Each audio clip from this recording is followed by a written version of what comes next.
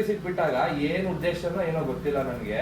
ವೈರ್ನ blade ಅಲ್ಲಿ ಹಿಂಗಿ cut ಮಾಡಿರೋದು. ಮಗು ಎತ್ಕೊಂಡು ಹಿಂಗಿದ್ದೀನಿ, ಅಷ್ಟೊಳಗೆ ಫೋನ್ ಬಂದ್ಬಿಡ್ತು. ಮತ್ತೆ ಬೇರೆಯವ್ರಿಗೆ ಯಾರಿಗೋ ಹೆಲ್ಪ್ ಮಾಡಕ್ ಹೋಗಿ ಗಾಡಿಲಿ ಬಿದ್ಬಿಟ್ಟು ಗಾಡಿ ಚಕ್ರ ಕಾಲ್ ಸಿಗಾಕೊಂಡ್ಬಿಟ್ಟು ಕಾಲ್ ಫುಲ್ ಕಟ್ ಆಗ್ಬಿಡ್ತು. ತುಂಬಾ ಕಷ್ಟ ಇತ್ತು ಗೈಸ್. ಅಂದ್ರೆ ಇವಾಗ್ಲೂ ಏನ್ ಕಷ್ಟ ಹೋಗಿಲ್ಲ, ಕಷ್ಟ ಹೋಗೈತೆ ಅಂತ ಹೇಳ್ತಾ ಇಲ್ಲ. ಒಟ್ನಲ್ಲಿ ಇದಕ್ಕಿಂತ 1 ವರ್ಷ ಹಿಂದೆ ತಗೊಂಡಿದ್ದು, ಅಂದ್ರೆ ಕಷ್ಟ ಪಟ್ಟಿ ತಗೊಂಡಿದ್ ಗಾಡಿ. ಮಿಕ್ಸ್ ಮಾಡ್ಕೊಂಡು ಹಸಿ ಸ್ಮೆಲ್ ಹೋಗೋವರ್ಗು, ಅದು ಟೊಮೆಟೊ ಈರುಳ್ಳಿ ಎಲ್ಲ ಹಸಿ ಸ್ಮೆಲ್ ಹೋಗೋವರ್ಗು ಈ ತರ ಕೈ ಕಲ್ಸ್ 2 ಟೈಪ್ ಮಾಡ್ತೀನಿ ನಾನು. ಮಸಾಲೆ ಇಕ್ಕಿ ಮಾಡ್ತೀನಿ, ಧನಿಯಾ ಪುಡಿ ಎಲ್ಲ ಹಾಕಿ ಈ ತರನು ಮಾಡ್ತೀನಿ. Hi guys, welcome back to my another video guys. ಬೆಳಗ್ಗೆ ಬೇಗ ಇದ್ದಿ. ನಂದು ಗಾಡಿದು ಸ್ವಲ್ಪ ಇಶ್ಯೂ ಇತ್ತು ಅಂತ ಅಂದಲ್ಲ, ನೆನೇನೆ ಸಾರ್ಟ್ ಔಟ್ ಮಾಡ್ಕೊ ಬಂದೆ. ಏನ್ ಕತೆ ಅಂತ ಹೇಳ್ತೀನಿ ನಿಮ್ಗೆ. ನಮ್ಮಮ್ಮ ಏನ್ ಮಾಡ್ತವ್ರೆ ತೋರಿಸ್ತೀನಿ ಬನ್ನಿ ನಿಮ್ಗೆ. ನಮ್ಮಮ್ಮ ಬೆಳಗ್ಗೆನೆ ದೋಸೆ ಹಾಕ್ತವ್ರೆ. Good morning madam. Good morning ಅಪ್ಪ. ನಾನು ಎಷ್ಟು ಗಂಟೆಗೆ ಎದ್ದೆ? ನಮ್ಮಮ್ಮ ಅಪರೂಪಕ್ಕೆ ಬೇಗ ಎದ್ದೊಳ್ತಾರೆ, ಅವಾಗ ಹೇಳ್ತಾರೆ. ಟಿಫನ್ ಬಂದು ರೊಟ್ಟಿ ಮಾಡಿದ್ದಾರೆ. ಏನ್ ಅಲ್ಲ, ದೋಸೆ ಮಾಡೋರು ಇನ್ನ ಇವಾಗ ಎದ್ದೆ ಅಲ್ವಾ, ಅದಕ್ಕೆ. ಆಮೇಲೆ ಇದು ಏನಮ್ಮ ಇದು, ಆಮೇಲೆ ಸೌತೆಕಾಯಿ ಎಂತಕ್ಕೆ ಬೆಳಗ್ಗೆ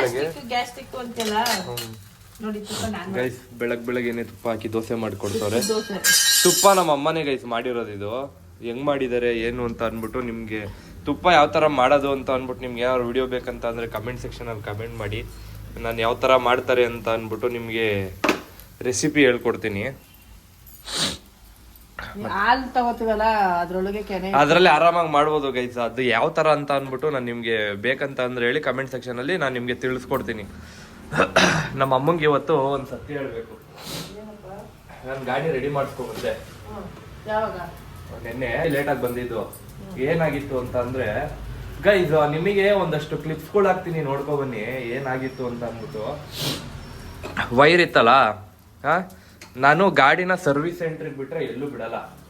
ಸರ್ವಿಸಿಗೆ ಬಿಟ್ಟಾಗ ಏನ್ ಉದ್ದೇಶನೋ ಏನೋ ಗೊತ್ತಿಲ್ಲ ನನಗೆ, ವೈರ್ನ ಬ್ಲೇಡ್ ಅಲ್ಲಿ ಹಿಂಗಿ ಕಟ್ ಮಾಡಿರೋದು.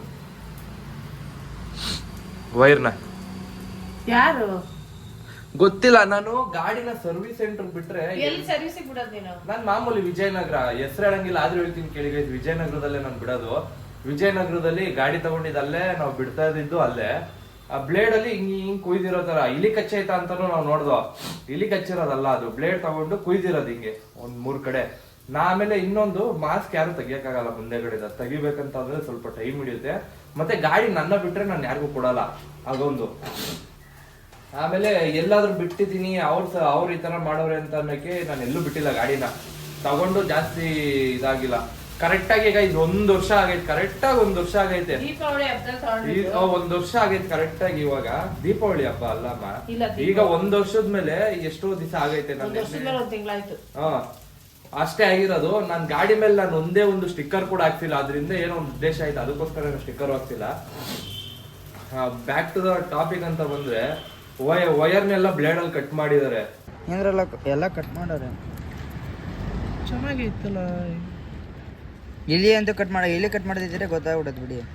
ಎಲ್ಲ ನೋಡಿ ಇಲ್ಲಿ ಇದು ಈ ಥರ ಸ್ಟಿಚ್ ಮಾರ್ಕಲ್ ಮಾಡಿರ್ತಾರೆ ನೋಡಿ. ಇಲ್ಲಿ ಹೆಂಗಾಯ್ತದು ಒಳಗಡೆ ಯಾರು ಬಿಚ್ ಮಾಡ್ತಾರ ಅಂದ್ರೆ ಇಲ್ಲ. ಸರ್ವಿಸ್ ಸೆಂಟ್ರ್ ಮಾಡೋದನ್ನ ಇಲ್ಲ, ವೈರ್ ಅದು ಹೊಸದ ಇಲ್ಲ ಯಾರ್ದಾರು ಬಿಚ್ಕಿ ಹಾಕ್ಬಿಟ್ಟು? ಇಲ್ಲ ಹೊಸವೇ, ಎಲ್ಲ ಧೂಳಾಗಿರೋದು ನೋಡಿ.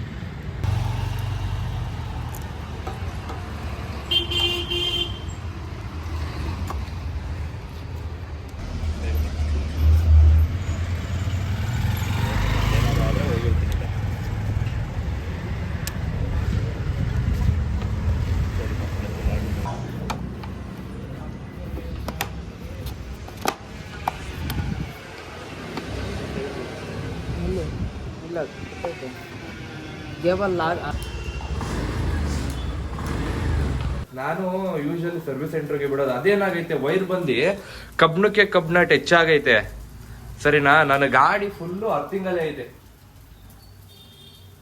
ಓಡಿಸ್ತಾ ಇದ್ದೆ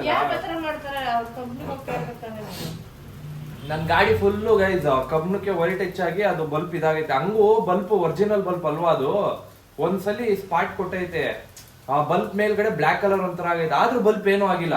ಆ ಹುಡುಗ ಬಲ್ಬ್ ಚೇಂಜ್ ಮಾಡ್ಬಿಡೋಣ ಬಿಡೋಣ ಅಂತ ಅಂದ. ಅಪ್ಪಿ ನನ್ ಸಮಾಧಾನಕ್ಕೆ ಹಾಕು ಅಂತ ಹಿಂದೆ ಒಂದ್ಸಲಿ ಹಾಕ್ಸ್ತಾ ಹಿಂಗೆ ಹೇಳ್ದೆ, ಅಪ್ಪಿ ನನ್ ಸಮಾಧಾನಕ್ಕೆ ಒಂದೇ ಒಂದ್ಸಲಿ ಹಾಕ್ಬಿಡು ನೋಡೋಣ ಅಂತ ಅನ್ಬಿಟ್ಟು ಒಂದ್ಸಲಿ ಆಗ್ತಿದಂಗೆ ಬಲ್ಬ್ ಆನ್ ಆಗೋಯ್ತು. ವೈರೆಲ್ಲ ಚೇಂಜ್ ಮಾಡಿಸ್ತೇನೆ ಎಲ್ಲ ಕುತ್ಕೊಂಡು. ಆಮೇಲೆ ಇದನ್ನ ನಾನು ಅವ್ರಿಗೆ ಅಂತ ಯಾಕೆ ಹೇಳ್ತಾ ಇದೀನಿ ಅಂತ ಅಂದ್ರೆ, ನನ್ನ ಇಂಜಿನ್ದು ಕಿಕ್ಕರ್ ಸೈಡ್ ಒಂದು ಪ್ಲೇಟ್ ಬರುತ್ತೆ ಗೈಸ್, ಅದನ್ನೇ ಚೇಂಜ್ ಮಾಡ್ಬಿಟ್ಟಿದ್ರು ಒಂದ್ಸಲಿ ನಾನು ಸರ್ವಿಸಿಗೆ ಬಿಟ್ಟಿದಾಗ. ಗಾಡಿ ಮೇಲ್ಗಡೆ ಪಾರ್ಟ್ಸ್ ಚೆನ್ನಾಗೈತೆ, ಒಳಗಡೆ ಡ್ಯಾಮೇಜ್ ಆಗೈತೆ. ಆಮೇಲೆ ಹೋಗಿ ಜಗಳ ಆಡಿ ನಿಮ್ಗೆ ಅದ್ರದ್ದು ಫೋಟೋ ಹಾಕ್ತೀನಿ ನೋಡ್ಕೊ ಬನ್ನಿ. ಇದು ಬಂದು ರೀಸೆಂಟ್ ಆಗಿ ಒಂದು 2.5 ತಿಂಗಳು 3 ತಿಂಗಳು ಆಯ್ತಾ ಬತ್ತು. ಅದ್ರ ಹಿಂದೆ ಮಾಡಿರೋದು ಇದು ಸರ್ವಿಸಿಗೆ ಅಂತ ಬಿಟ್ಟಾಗ. ಗಾಡಿ ನಾವು ಎಷ್ಟು ಕಷ್ಟಪಟ್ಟು ತಗೊಂಡಿದೀವಿ ಗೊತ್ತಾ. ನಮ್ಮ ಹತ್ರ ₹1 ಇರ್ಲಿಲ್ಲ ಆ ಗಾಡಿ ತಗೊಳ್ಳುವಾಗ. ಆ ಗಾಡಿ ಕಷ್ಟ ದುಡ್ಡು ಅದು ಹೆಂಗ್ ಹೊಂಚಿದೆ ಅಂತ ಆದ್ರೆ ಇವಾಗ ಹೇಳಲ್ಲ, ಇನ್ನೊಂದ್ಸತಿ ಹೇಳ್ತೀನಿ. ದುಡ್ಡು ಹೆಂಗ್ ಹೊಂಚಿದೆ ಅಂತ ಹೇಳಿದ್ರೆ ಅದು ನಂಬಲ್ಲ ಯಾರನ್ನು. ಅಷ್ಟು ಕಷ್ಟಪಟ್ಟು ಆ ದುಡ್ಡು ಹೊಂಚಿ ಇವ್ನು ಕಷ್ಟಪಡೋದು ನೋಡಕ್ ಆಗದೆ ನನ್ನ ಕೈಲಿ ಅದು ಮಾಡಿರೋದು. ನಾನು ಅವನಿಗೆ ಅದು ನಾನು ಮಾಡುವಾಗ ಅವನಿಗೆ ಮನ್ಸು ಒಪ್ತಾ ಇರಲಿಲ್ಲ, ಆದ್ರೂ ನಾನು ಮಾಡ್ಲೇಬೇಕಪ್ಪ ಅಂತ ಮಾಡಿದೆ. ಯಾಕೆಂದ್ರೆ ನನ್ನ ಗಂಡ ಮಕ್ಳಿಗೆ ಮಾಡಿದೆ, ಇನ್ಯಾರಿಗೂ ಮಾಡೋಕ್ಕಾಗಲ್ಲ. ಮಕ್ಕಳು ಈಗ ನಮ್ಮ ಮಕ್ಳಿಗೆ ನಾವು ಮಾಡಿದ್ರೆ ಇನ್ಯಾರು ಮಾಡ್ತಾರೆ. ಅವ್ನು ಕಷ್ಟಪಡೋದು ನೋಡೋಕೆ ಆಗ್ತಿಲ್ಲ. ಯಾವುದೋ ಎಲೆಕ್ಟ್ರಿಕ್ ಬೈಕ್ ಇಟ್ಕೊಂಡಿದ್ದ, ಅಯ್ಯೋ ಅದು ಓಡ್ತಾ ಇರಲಿಲ್ಲ. ಇವನು ಪಾಪ ಎಲ್ಲೋದ್ರೂ ಅಲ್ಲೇ ನಿಂತ್ಕೊಂಡ್ಬಿಡೋದು. ಅದು ನಾನು ಇವ್ನು ಬರಲಿಲ್ಲ ಅಂತ 12 ಗಂಟೆ ರಾತ್ರಿ 1 ಗಂಟೆ ರಾತ್ರಿವರೆಗೂ ಎದ್ದು ಕೂತ್ಕೊಳ್ಳೋದು, ಬಂದಾಗ ಬೈಯೋದು. ಯಾಕೋ ನನಗೆ ಸರಿ ಅನ್ನಿಸ್ಲಿಲ್ಲ ಅದು. ಆವಾಗ ನಾನು ಈ ಥರ ಮಾಡಿದ್ರೇ ಸರಿ ಇವನಿಗೆ ಅಂದ್ಬಿಟ್ಟು ಅವ್ನಿಗೆ ಆ ಥರ ಹೋದ ವರ್ಷ ನಾನು ಮಾಡಿಕೊಟ್ಟೆ. ಅವ್ರು ಈ ಥರ ಯಾಕೆ ಮಾಡ್ತಾರೆ ಅಂತ ಗೊತ್ತಿಲ್ಲ. ಅದರಲ್ಲಿ ಎಷ್ಟು ಕಷ್ಟಪಟ್ಟು ಒಂದು ಗಾಡಿ ಕೊಡಿಸ್ತೀವಿ ಮಕ್ಳಿಗೆ, ಆ ಥರ ಯಾಕೆ ಮಾಡ್ತಾರೆ ಅವರು. ಒಂದು ಕಷ್ಟದ ಮೂಮೆಂಟ್ ಅಲ್ಲ ಗಾಡಿ ತಗೊಂಡಿದ್ ನಾವು. ಕಷ್ಟ ಅಂತಂದ್ರೆ ಆ ಟೈಮಲ್ಲಿ ನಮಗೆ ಒಂದು ನೆಟ್ಟಿಗೆ ನಮ್ಮ ಹತ್ರ ನೀವು ನಂಬ್ತೀರ ಹೇಳಿದ್ರೆ ನಂಬ್ತೀರಾ ಬಿಡ್ತೀರಾ, ಏನ್ ಇವಾಗ್ಲೇನ್ ಚೇಂಜ್ ಆಗಿಲ್ಲ, ಇವಾಗ್ಲೂ ಸ್ವಲ್ಪ ಹಂಗೆ ಇರೋದು. ಆ ಗಾಡಿ ನಾವು ಹೆಂಗೆ ದುಡ್ಡು ತಗೊಂಡಿದ್ದು ಬೇರೆ ರೀತಿ ಹೇಳ್ತೀನಿ. ಆ ಗಾಡಿ ನಾವು ಯಾವ ಶಿಶುವರ್ಷದಲ್ಲಿ ತಗೊಂಡ್ವಿ ಅಂತ ಅಂದ್ರೆ, ನಾವು ಒಂದು ಮನೇಲಿದ್ವಿ. ಅವರು ಟೈಮೇ ಕೊಡ್ತಿಲ್ಲ ನಮಗೆ, ಮನೆ ಖಾಲಿ ಮಾಡಿಬಿಡ್ಬೇಕು, ನೀವು ಮನೆ ಖಾಲಿ ಮಾಡಬೇಕು. ಅವ್ರ ಉದ್ದೇಶಕ್ಕೋಸ್ಕರ ನಮ್ಮನ್ನ ಅವ್ರಿಗೆ ನೋಡಿದ್ರು ಪರವಾಗಿಲ್ಲ, ನನಗೆ ಬೇಜಾರಿಲ್ಲ, ನಮ್ಮ ಮನಸ್ಸಲ್ಲಿ ಅಷ್ಟು ನೋವೈತೆ. ಅವ್ರ ಉದ್ದೇಶಕ್ಕೋಸ್ಕರ ಖಾಲಿ ಮಾಡಿ ಅಂದ್ರು. ನಾವು ಖಾಲಿ ಮಾಡ್ತೀವಿ ಅಂತ ಹೇಳಿದಾಗ ದುಡ್ಡು ಅವ್ರು ಕೊಟ್ಟಿಲ್ಲ ಅಂತ ಹೇಳಿ ಹಂಗೆ ಸುಮ್ಮನಾಗ್ಬಿಟ್ರು. ಅಷ್ಟೊಳಗೆ ನಮ್ಮ ಮನೆಯವ್ರು ಅವ್ರು ದುಡ್ಡು ಕೊಟ್ಟಿಲ್ವಲ್ಲ ಬಿಡು ಅಂತ ಸುಮ್ಮನಾದ್ರು. ಖಾಲಿ ಮಾಡೋ ಸಿಚುವೇಶನ್ಸ್ ಅಲ್ಲಿ ಏನೋ ಕಷ್ಟಪಟ್ಟು ಒಂದು ಮನೆ ಖಾಲಿ ಮಾಡಿದ್ವಿ. ನಮ್ಮ ಮನೆಯವ್ರಿಗೆ ಆಕ್ಸಿಡೆಂಟ್ ಆಗೋಯ್ತು. ಆ ಆಕ್ಸಿಡೆಂಟ್ ಆಗಿರೋದು ನನ್ನ ಕೈಲಿ, ಅದು ಈಗಲೂ ನನ್ನ ಕೈಲಿ ತಡಿಯೋಕೆ ಆಗ್ತಿಲ್ಲ. ನನ್ನ ಮಗಳು ಬಾಣ್ತಿ 4 ತಿಂಗಳಾಗಿತ್ತು ಅಷ್ಟೊತ್ತಿಗೆ. 3 ತುಂಬ 4 ತಿಂಗ್ಳಿಗೆ ಬಿದ್ದಿತ್ತು. ಅಮ್ಮ ಹಿಂಗ್ ಹೋಗಿ ಹಿಂಗ್ ಬತ್ತೀನಿ ಕಣಮ್ಮ, ಏನೋ ಮಗುಗ್ ತಗೋಬರಕ್ಕೆ ಅಂತ ಹೋದ್ರು. ನಾನು ನಮ್ಮ ಅಕ್ಕಂಗೆ ಇದು ಜಾತ್ರೆ ಕರ್ಕೊಂಡು ಹೋಗಿದ್ದೆ, ಏನಾದ್ರು ತಕ್ಕೊಡೋಣ. ಇವನು ಜಾತ್ರೆ ಅಂದ್ರೆ ಅವಳಿಗೆ ಸಖತ್ ಇಷ್ಟ. ನನ್ನ ಮಗಳಿಗೆ ಜಾತ್ರೆ ಕರ್ಕೊಂಡೋಗಿ ಏನೋ ಕರ್ಕೊಂಬರ್ತೀನಿ ಅಂತ ಹೋದ್ರು. ಮಗು ಎತ್ಕೊಂಡು ಹಿಂಗ್ ಇದ್ದೀನಿ, ಅಷ್ಟೊಳಗೆ ಫೋನ್ ಬಂದ್ಬಿಟ್ಟು ಬೇರೆಯವ್ರ ಜೊತೆ ಬೇರೆಯವ್ರಿಗೆ ಯಾರಿಗೋ ಹೆಲ್ಪ್ ಮಾಡಕ್ ಹೋಗಿ ಗಾಡಿಲಿ ಬಿದ್ಬಿಟ್ಟು ಗಾಡಿ ಚಕ್ರ ಕಾಲ್ ಸಿಗಾಕೊಂಡ್ಬಿಟ್ಟು ಕಾಲ್ ಫುಲ್ ಕಟ್ ಆಗ್ಬಿಡ್ತು. ಅಡ್ಮಿಟ್ ಕರ್ಕೊಂಡು ಹೋಗೋರೆ, ನೀನ್ ಬಾ ಅಂತಾರೆ. ಮಗು ಎತ್ಕೊಂಡಿದ್ದೀನಿ, ಮುತ್ತು ಬಂದ. ಮುತ್ತುಗೆ ಹೇಳ್ದೆ ನಾನು, ಮುತ್ತು ದಿವಿ ಇಬ್ರು ಓಡೋಗ್ಬಿಟ್ರು. ನನ್ನನ್ನು ಬಿಟ್ಬಿಟ್ಟೆ ಓಡೋಗ್ಬಿಟ್ರು ಅವರು. ಅವ್ರು ಓಡೋಗ್ಬಿಟ್ರಲ್ಲ ಅಂತ ನನಗೆ ಮನಸ್ಸು ತಡಿತಾ ಇಲ್ಲ. ಮಗನು ಎತ್ಕೊಂಡಿದ್ದೇನೆ, ಯಾವುದೋ ಒಂದು ಸೀರೆ ಉಟ್ಕೊಂಡು ನಾನೇ ನಡ್ಕೊಂಡೆ ಹೋಗ್ಬಿಡೋಣ ತಡಿ ಅಂದ್ಬಿಟ್ಟು ಅಷ್ಟೊತ್ತು ನನ್ನ ಮುತ್ತು ಬಂದ. ಅಷ್ಟೊತ್ತಿಗೆ ನೋಡ್ತೀವಿ ಅದು ಎಂತ ಮೋಸ ಗೊತ್ತಾ. ಅದು ನಾವು ನಳ್ನೀರಲ್ಲಿ ಕೈಯೇ ಬಿಟ್ಬಿಟ್ರು ನಮ್ಮನ್ನ ಕೊನೆಗೂ. ಆಮೇಲೆ ಮನೇಲಿ ಬಾಣತಿ ಇವ್ರು ನೋಡಿದ್ರೆ ಆಕ್ಸಿಡೆಂಟ್ ಮಾಡ್ಕೊಂಡ್ ಬಂದವ್ರೆ, ನನ್ ಮುತ್ತು ನೋಡಿದ್ರೆ ಗಾಡಿ ಓಡಿಸ್ಕೊಂಡು ಇದೇ ಕೆಲಸ ಮಾಡ್ತಾವನೆ. ಅಯ್ಯೋ ನನ್ಗೆ ಏನ್ ಮಾಡ್ಬೇಕು ಅಂತ ಗೊತ್ತಾಗ್ಲಿಲ್ಲ. ಇಲ್ಲ ಇರ್ಲಿಲ್ಲ, ಕಳ್ಸಿಕೊಟ್ಮೇಲೆ ಅನ್ಸುತ್ತೆ ಆಂಟಿ ಜನವರಿ ತಿಂಗಳಲ್ಲಿ ಅವ್ರು ಇರ್ಲಿಲ್ಲ. ನಮ್ಮ ಮಗಳು ಕಳಿಸಿದ್ಮೇಲೆ ಮತ್ತೆ ವಾಪಸ್ಸು ಬಾಮ್ಮ ಅಂತ ಹೇಳಿ ಕರ್ಸ್ಕೊಂಡು ದೀಪಾವಳಿಲಿ ಇವನಿಗೆ ಒಂದು ಗಾಡಿ ಕೊಡಿಸ್ಬೇಕು ಅಂದ್ಬಿಟ್ಟು ಇವನಿಗೂ ಒಂದು ಗಾಡಿ ಕೊಡಿಸ್ದೆ. ನನ್ನ ಮಗಳಿಗೆ ಮೊಮ್ಮಗನಿಗೆ ಏನಾದರೂ ಒಂದು ಕೊಡಲೇಬೇಕು, ಅದನ್ನು ಮಾಡಿದೆ ಇದ್ರೊಳಗಡೆ. ಅದೇನು ಮಾಡಿದ್ದೀವಿ ಅಂತ ಇನ್ನೊಂದ್ಸತಿ ಹೇಳ್ತೀನಿ ನಾನು. ಅದು ಹೇಳ್ಬಾರ್ದ ಗೊತ್ತಿಲ್ಲ. ಒಟ್ನಲ್ಲಿ ಆ ಟೈಮಲ್ಲಿ ತುಂಬಾ ಕಷ್ಟ ಇತ್ತು ಗೈಸ್. ಅಂದ್ರೆ ಇವಾಗ್ಲೂ ಏನ್ ಕಷ್ಟ ಹೋಗಿಲ್ಲ, ಕಷ್ಟ ಹೋಗೈತೆ ಅಂತ ಹೇಳ್ತಾ ಇಲ್ಲ. ಒಟ್ನಲ್ಲಿ ಇದಕ್ಕಿಂತ 1 ವರ್ಷ ಹಿಂದೆ ತಗೊಂಡಿದ್ದು, ಅಂದ್ರೆ ಕಷ್ಟಪಟ್ಟು ತಗೊಂಡಿದ್ ಗಾಡಿ ಆಲ್ಮೋಸ್ಟ್ ಸಾಲ ತೀರ್ಸ್ಬಿಟ್ಟಿದ್ದೀನಿ ಇವ್ರದ್ದು. ಈ ತಿಂಗಳು ಯಾಕೆ ಇದು ವಿಷಯ ಹೇಳ್ತಾ ಇದೀವಿ ಅಂತ ಅಂದ್ರೆ, ನಾವು ಈ ತಿಂಗಳಿಗೆ ಇವನ್ ಗಾಡಿ ಸಾಲ ಈ ತಿಂಗ್ಳಿಗಲ್ವೇನೋ ಈ ತಿಂಗಳಲ್ಲಿ ಇವನ್ ಗಾಡಿ ಸಾಲ ತೀರಿಸ್ತಾ. ಅದಕ್ಕೆ ಹೇಳ್ತಾ ಇದ್ದೀನಿ, ಇವನ್ ಕಷ್ಟಪಟ್ಟು ಇವಾಗ ಇವನ್ ಗಾಡಿ ಇವಂದು ಸ್ವಂತ ಆಯ್ತೀವಿ, ಇವಂದೇ ಗಾಡಿ ಅದು. ಇವನ್ ಕಷ್ಟಪಟ್ಟು ಇವನ್ ಗಾಡಿ ತಗೊಂಡವನೆ ಅಂತ ಅರ್ಥ, ಅಷ್ಟೇ, ಸರಿಲ್ಲ. ಆ ಟೈಮಲ್ಲಿ ತಗೊಂಡ್ರು ಗೊತ್ತಿಲ್ಲ ಏನಿಲ್ಲ, ಯಾಕೆ ಹಿಂಗ್ ಮಾಡ್ತಾರೋ ಗೊತ್ತಿಲ್ಲ ಗೈಸ್. ಒಂದ್ ಪಕ್ಷ ಒಂದ್ 100 ರೂಪಾಯಿ 200 ರೂಪಾಯಿ ಜಾಸ್ತಿ ಕೇಳಿದ್ರೆ ಕೊಟ್ಬಿಡ್ತೀವೇನೋ. ಕಷ್ಟಪಟ್ಟು ತಗೊಂಡಿರೋ ಗಾಡಿನ ಯಾಕೆ ಹಿಂಗ್ ಮಾಡ್ತಾರೋ ನನಗಂತೂ ಗೊತ್ತಿಲ್ಲ. ಸೊ ನೀವು ಯಾರಾದ್ರೂ ನನ್ನ ವಿಡಿಯೋ ಯಾರಾದ್ರೂ ನೋಡ್ತಾ ಇರೋರು ಏನಾದ್ರು ಅಂದ್ರೆ ಯಾರು ಮಾಡಲ್ಲ, ಯಾರೋ ಒಬ್ಬೊಬ್ರು ಮಾಡೋದು ನೋಡ್ಕೊಂಡು ಸ್ವಲ್ಪ ಯೋಚನೆ ಮಾಡ್ಕೊಂಡು ನೋಡಿ ನಿಮ್ಮ ಮನಸ್ಸಿಗೆ ಏನ್ ಬರುತ್ತೆ ಅಂತ. ಅದ್ ಬಿಟ್ರೆ ಬೇರೆ ಏನಾದ್ರು ಹೇಳಿದ್ರೆ ತಪ್ಪಾಗುತ್ತೆ. ಸರಿ ಗೈಸ್, ಯಾರಿಗೂ ಹಂಗ್ ಮಾಡ್ಬೇಡ್ರಿ.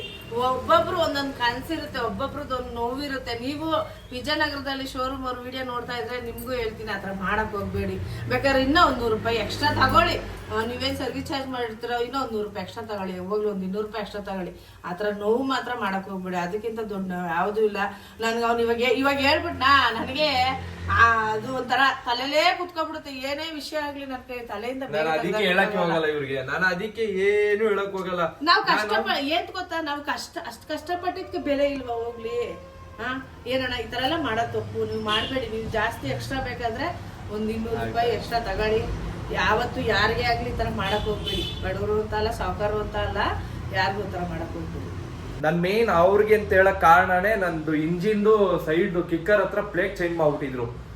ಅದೇ ಮೇನ್ ರೀಸನ್ ನಾನು ಅವ್ರಿಗೆ ಹೇಳಕ್ಕೆ. ಆಮೇಲೆ ಇನ್ನೊಂದು, ನನ್ನ ಗಾಡಿ ಸರ್ವಿಸಿಗೆ ಇದುವರೆಗೂ ನಾನು ಅವ್ರ ಹತ್ರ ಬಿಟ್ರೆ ಬೇರೆ ಎಲ್ಲೂ ಬಿಟ್ಟಿಲ್ಲ ಗೈಸ್ ನಾನು.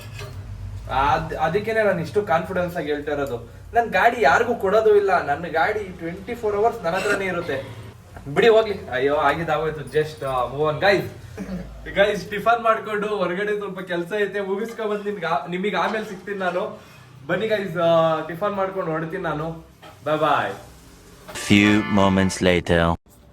ಗೈಸ್, ನನ್ ಕೆಲಸ ಎಲ್ಲ ಮುಗಿಸ್ಕೊಂಡ್ ಬಂದೆ. ಇವಾಗ ನಮ್ಮ ಮನೇಲಿ ಏನೋ ಕಡಲೆಕಾಳು ಹುಳಿ ಮಾಡ್ತಿದಾರಂತೆ ಗೈಸ್.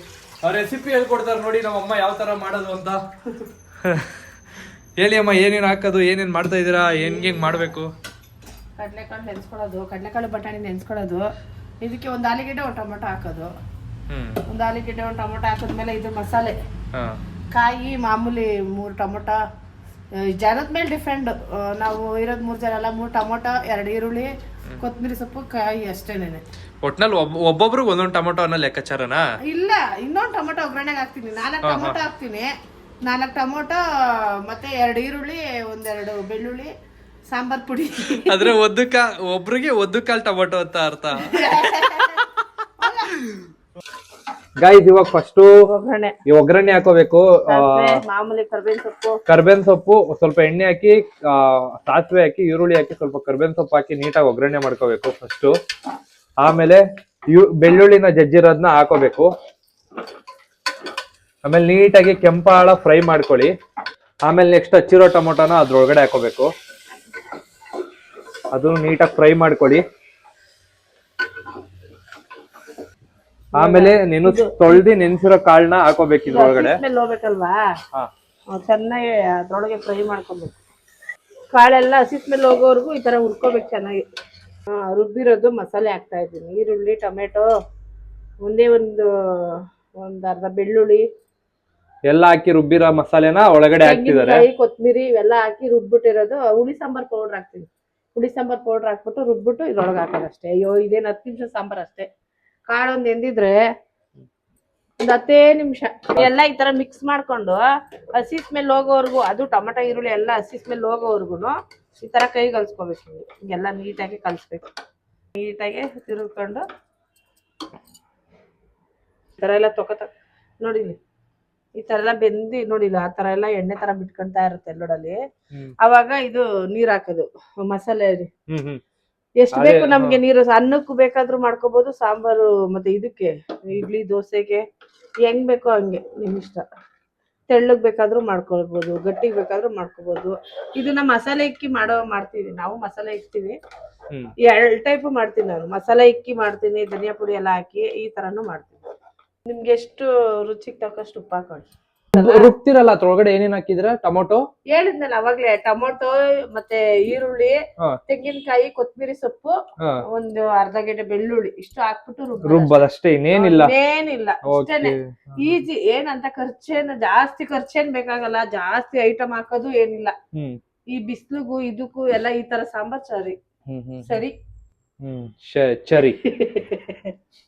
ಚರಿ ವಡೆ ಮಾಡ್ಬೇಕು ಅಂತ ಹೇಳ್ದ. ವಡೆ ಕಾಳು ನೆನ್ಸಿದೀನಿ. ಆಮೇಲೆ ರುಬ್ಬಾಗ ಪಾಪ ಅದ್ರದ್ದು ನಾಳೆ ಒಳಗ್ ಬರುತ್ತೆ ನೋಡಿ ಗೈಸ್, ಏಕೆ? ಅದ್ ನಾಳೆ ಒಳಗ್ ಬರುತ್ತೆ, ಇವತ್ತೇ ಹೊಡಿಬೇಡ.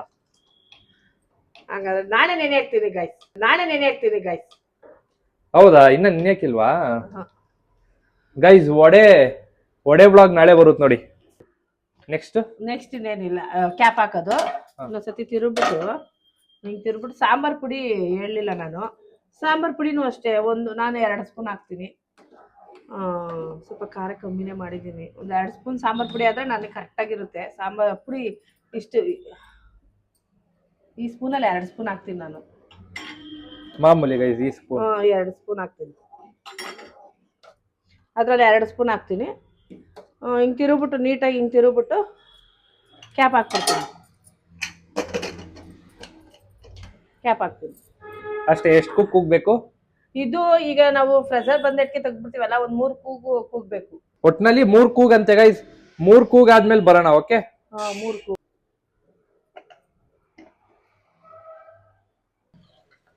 ಈ ತರ ಆಗೈತೆ. ಇದೆಲ್ಲ ಎಣ್ಣೆ ಅಲ್ಲ, ಇದೆಲ್ಲ ತುಪ್ಪ ಇದೆ. ತುಪ್ಪನೇ.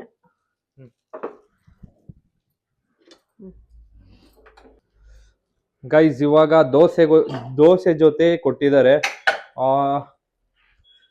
ನೀವು ಮನೇಲಿ ರೆಸಿಪಿ ಟ್ರೈ ಮಾಡಿ. ಟೇಸ್ಟ್ ಚೆನ್ನಾಗಿ ಬಂದೈತೆ, ನಾನು ಆಲ್ರೆಡಿ ಟೇಸ್ಟ್ ನೋಡಿದೆ. ವಿಡಿಯೋ ಏನಾದ್ರು ಹೇಳ್ತೀರಾ? ಅನ್ನಕ್ಕೂ ಊಟ ಮಾಡ್ಬೋದು. ಅವ್ನು ಅನ್ನ ಬೇಡ ದೋಸೆ ಬೇಕು ನನಗೆ ಅಂತ, ಅದಕ್ಕೆ ದೋಸೆನೆ ಕೊಟ್ಟಿದ್ದೀನಿ. ದೋಸೆಗೆ ಚೆನ್ನಾಗಿರುತ್ತೆ, ಅದಕ್ಕೇನೆ.